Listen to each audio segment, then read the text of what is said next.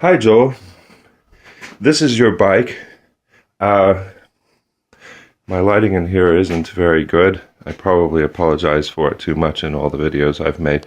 I've now made the videos I'm going to send you except for this one, and I guess I'll make this the intro. And won't be terribly well organized, but bear with me. It won't be long either.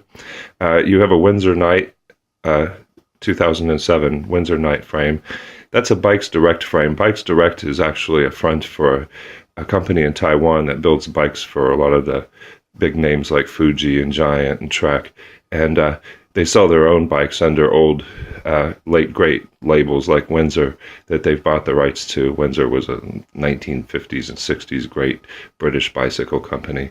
They're good frames. This one is about the same as an '07 Fuji Roubaix.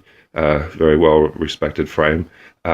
It's made out of good materials, 6061 aluminum, very good stuff. Strong, light. I think you'll like it. I rode on this bike until May of last year when I got my new frame.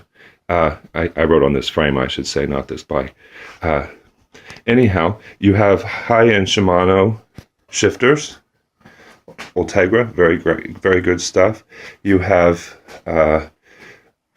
Ultegra 105 Endura Ace combination, kind of a hodgepodge drivetrain, but all high-end Shimano stuff. All good stuff, all very respectable in your drivetrain. And you have Vuelta Aero Max wheels. For avid cyclists, they would be regarded as entry level or low grade. They're very good though. And you'd have to spend a lot of money to do better. Someday, if you get avid, you might want better wheels. But to do much better in wheels, you would have to spend at least $325. So you can save that for the future. And meanwhile, the differences would be very slight even then. I enjoyed these wheels when I rode on them. They're plenty strong.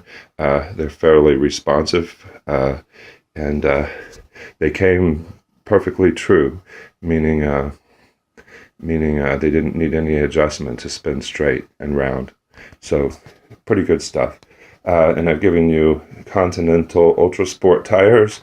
I really like these. I don't use them anymore, but they're, I think, for a mid-level tire about as well as you can do. And they're fairly puncture resistant and strong compared to higher end but more finicky tires. So I hope you will like them. I have given you strapless clip pedals, and when I rode on these, I thought they were hard to get used to entering them. Definitely have one entered before you start and try to enter the other. I'm not sure that was the greatest choice, and you can change them for either strapped clip pedals or platform pedals very cheaply. I'll talk a lot more about pedals in one of the future videos. You have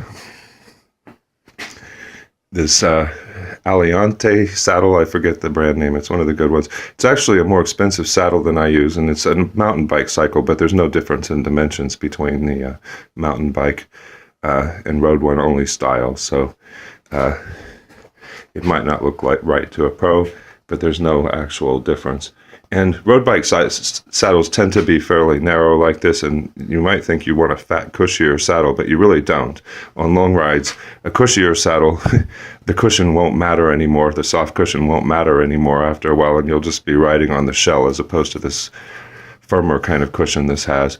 And as far as fat goes, that's just friction on your thighs, and you don't want that either. So although you might think that's going to get you a lot more comfortable, it's really not. Although saddles are a very personal choice, and this may not be the saddle for you long term. I found this saddle to be wonderful under 40 miles, and the reason I use something else is because over 40 miles it would just kill me. And so the one I actually liked ended up being quite a bit cheaper. Okay, and apart from that, I've given you a very upright riding position, and I will say more about that if you want a more aggressive position. I've told you a little bit about how to accomplish that in the Fit video.